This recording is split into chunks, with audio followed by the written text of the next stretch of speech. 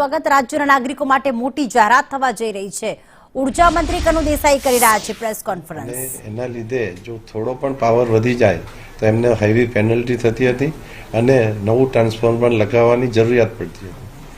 આ વખતે સરકારે નિયમમાં ફેરફાર કરીને 100 ના 150 કિલોવોટ સુધી આપવાનું નક્કી કર્યું છે। એના લીધે સમગ્ર નાના ઉદ્યોગોમાં એક ખુશીની લહેર પસરી છે। એ પણ માનનીય મુખ્યમંત્રી શ્રી ભૂપેન્દ્રભાઈની સરકારની આ નાના ઉદ્યોગોને એક લાભકારી યોજના જાહેર કરી છે। કોઈ પણ દેશનો વિકાસ કે કોઈ પણ રાજ્યનો વિકાસ આપણે જોઈએ તો કેવી રીતે થયો કહેવાય તો કે પાણીનો વપરાશ અને વીજળીનો વપરાશ। આપણા દેશના યશસ્વી વડાપ્રધાન માનનીય મોદીજીએ જ્યારથી ગુજરાતનું સુકાન સંભાળ્યું ત્યારથી લોકોએ એમને સાંજે જમતી વખતે વીજળી આપવાની વાત કરી અને એમણે સમગ્ર ગુજરાતમાં જ્યોતિ ગ્રામથી 24 કલાક વીજળી આપવાનું શરૂ કર્યું અને ત્યારથી જ એમણે અનેક વીજળીને લક્ષા સુધારાઓ સોલાર પોલિસી હોય કે ક્લાઇમેટ ચેન્જ ડિપાર્ટમેન્ટ હોય આ બધું શરૂ કર્યું અને એના હિસાબે આજે ગુજરાત સમગ્ર દેશમાં રિન્યુએબલ એનર્જીમાં નંબર 1 છે। પછી સોલાર હોય, પવન ઉર્જા હોય, સોલાર રૂફટોપ હોય કે પ્રધાનમંત્રી સૂર્યઘર યોજના હોય, જે રામ મંદિરની પુનઃસ્થાપના વખતે મોદીજીએ 1 કરોડ ઘરો ઉપર જે આ યોજના લગાવવાની વાત કરી હતી એમાં ગુજરાત 2,85,000 ઘરો ઉપર આ યોજના ગ્રાહકોને આપીને ગુજરાત આ સમગ્ર દેશમાં નંબર 1 બન્યું છે।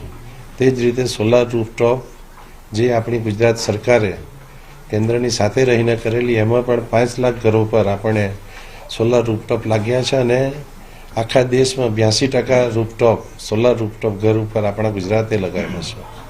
એટલે રિન્યુએબલ એનર્જીમાં આપણા ગુજરાતે જે પ્રગતિ કરી છે આપણે ચોક્કસ રીતે કહીએ કે મોદીજીએ જે ચીલો પાડેલો છે એને સમગ્ર ગુજરાત આજે ફોલો કરી રહ્યું છે।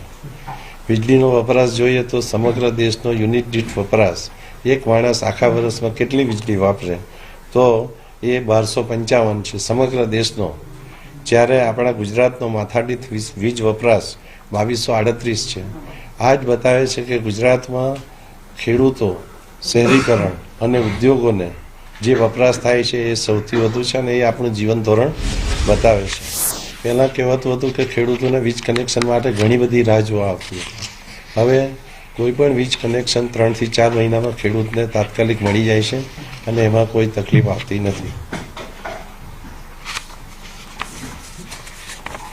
એમએસએમઈ વાળું છે 100 કિલોથી 150 કિલો કર્યું છે તો સમજાવો ને કઈ રીતે એટલે એની અંદર આમાં શું હતું કે આટલો લોડ લઈ તે ઉદ્યોગની જેટલી મશીનરી હોય તેના ઉપર એનું બિલિંગ થતું, પણ જો લોડ વધી જાય તો વાયોલેશન કહેવાય, એટલે એના માટે એને પેનલ્ટી થતી।